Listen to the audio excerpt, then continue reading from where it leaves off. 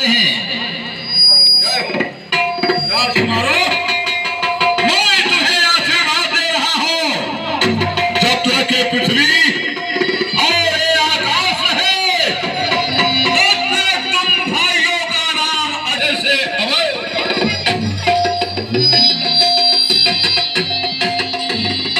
प्रणाम ऋषिश्वर। राज, हाँ क्या बात है? तो स्वरूप स्वरूप देखे उस ओर से कन्या मेरी बेटी सीता जनकसुधा आपको प्रणाम कर रहे हैं। विजय, तुम्हारे पास तो कोई संतान नहीं था, इसका नाम सीता। सीता।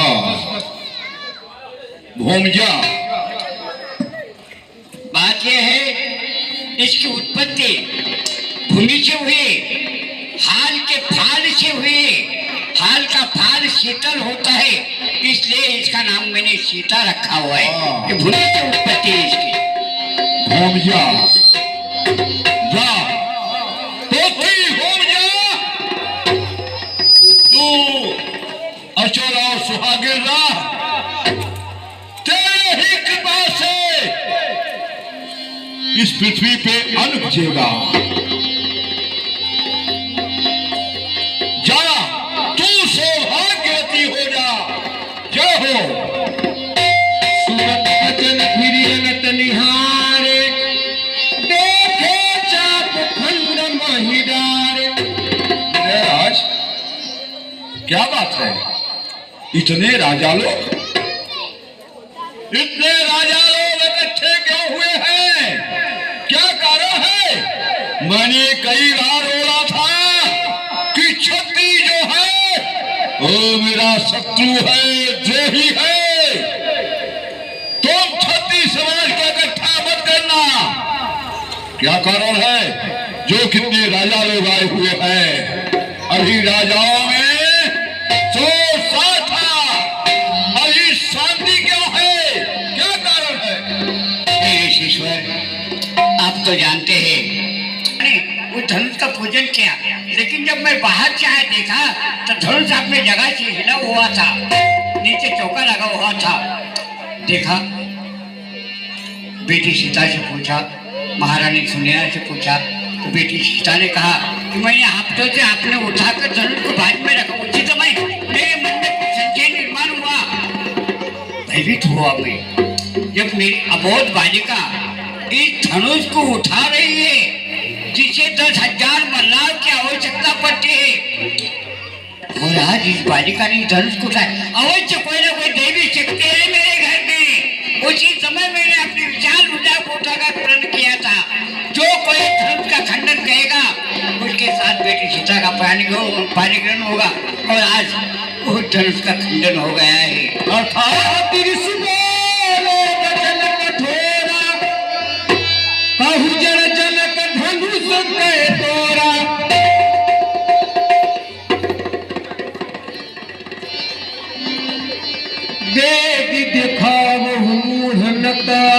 धनुष टूट गया, मेरे गुरु का धनुष टूट गया।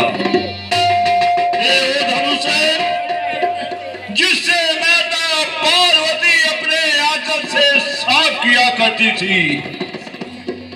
ये वही धनुष है जिससे नंदी बैल अपने जिह्वा से चाट चाट करके सवारा किया करता था।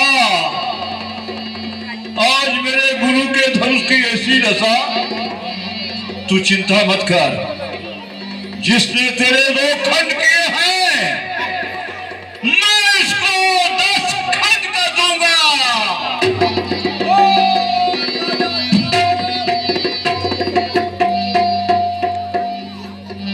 इधर आ, भाग रहा है।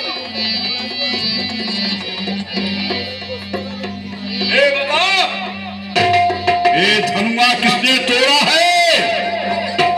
और इस भरी स्वयंवर में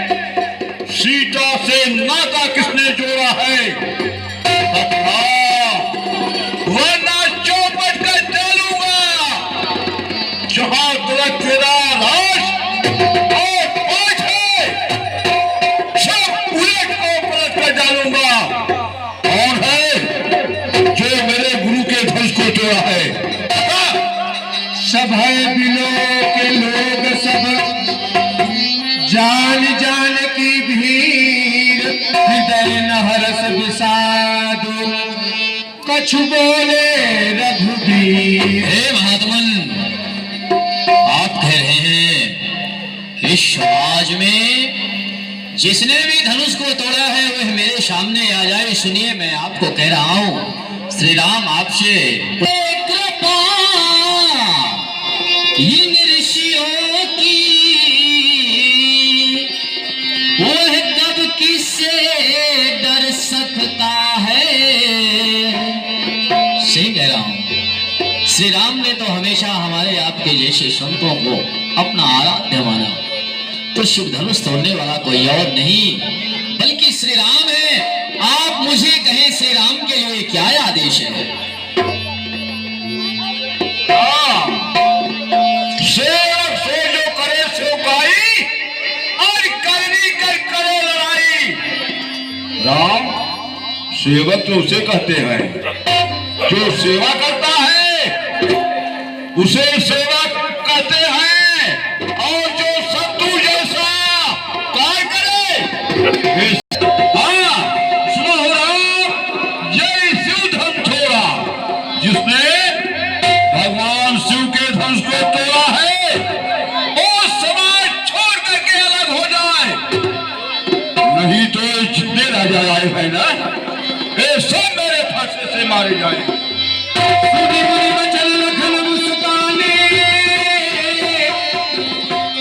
बोले पर सुधर ही अपमाने।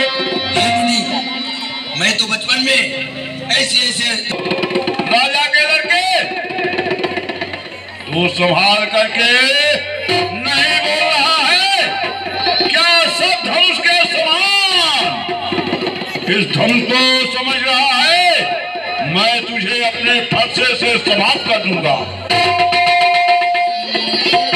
लखन कहा हसी हमरे जान, सुनहु देव सब धनुष समाना। हे मुनि, हम क्षत्रिय हैं, हम राजपूत हैं। हमारा नित्य प्रतिदिन धनुष बाण से खेलना हमारा कर्तव्य है। इसलिए हमारे समझ में सब धनुष एक समान है। तू क्षत्रिय है तो मैं क्षत्रिय कुल का द्रोही हूँ। द्रोही एक बार नहीं, मैंने 21 बार इस अपने फरसे से क्षत्रियों को एकदम रान बना दिया हूँ। हे मुनि, छत्री का कर्ज उठता है तो करता काम तमाम है। इसलिए आपसे बारंबार विनती है, आप क्षत्रियों के सामने आप बखान बंद कर दें। सहसभा भुज छेद निहारा, परसु बिलोक महीप कुमारा। और राजा के लड़के, तू मुझे साधारण ब्राह्मण समझा?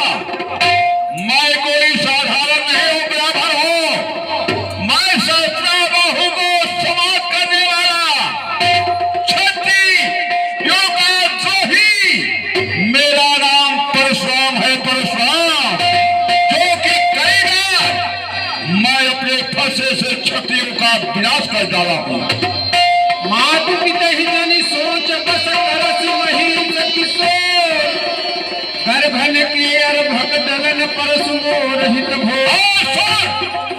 जिस समय मेरा क्रोध होता है ना, जिस समय मेरे हाथ का फंसा होता है, तो मेरे गर्जना से नारियों के गर्भ जो है वो नष्ट हो जाते हैं। बिहस लखन बोले मृदवानी, अहो पुनीस महाभगवानी, हाथ गणपतिया को नाही। अपने हाथों में धनुष बाण उजाड़ देखकर कुछ अभिमान से कहा, लेकिन अब आपके गले में जनेऊ देखकर और भृगुवंशी श्रेष्ठ ब्राह्मण समझकर अब आप जो भी कुछ कहेंगे मैं इसको रोक कर सहूंगा।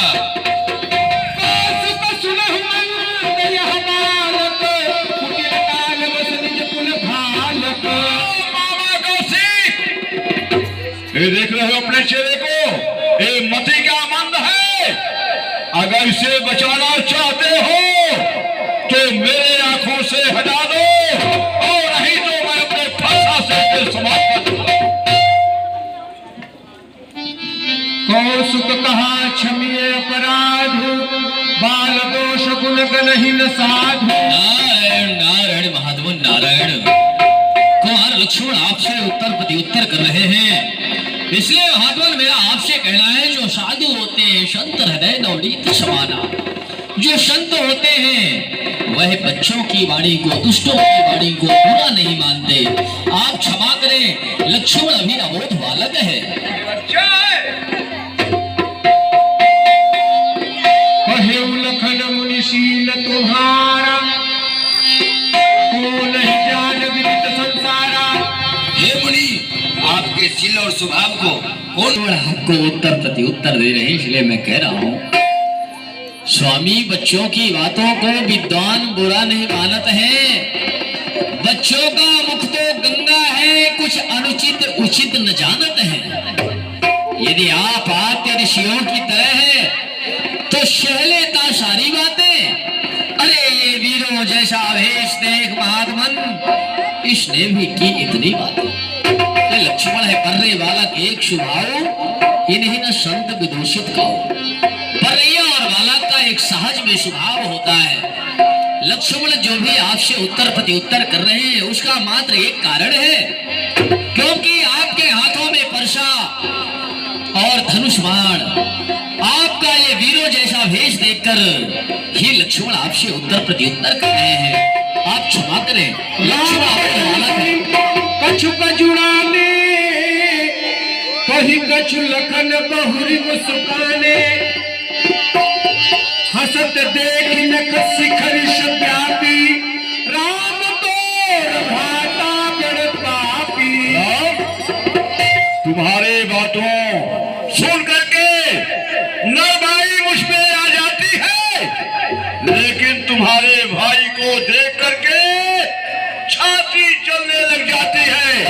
देख रहा है, ये पापी है पापी। पापी मुझे देख करके और मुस्किया रहा है।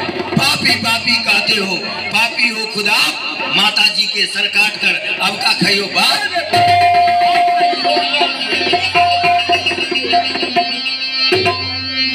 बोले राम हृदय निहोरा, वचन विचार बंधल भुतोरा।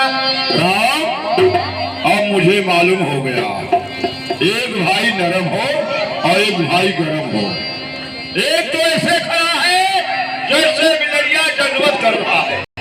मिथिला की ओर आएंगे, जब तक हमारे व्यास जी के द्वारा आप विवाह गीत सुने, और हमारे व्यास जी विवाह गीत गायन करेंगे, और इसके बाद हम चलेंगे प्रभु के मंडप की ओर, जहां हम देखेंगे सुंदर विवाह की लीला।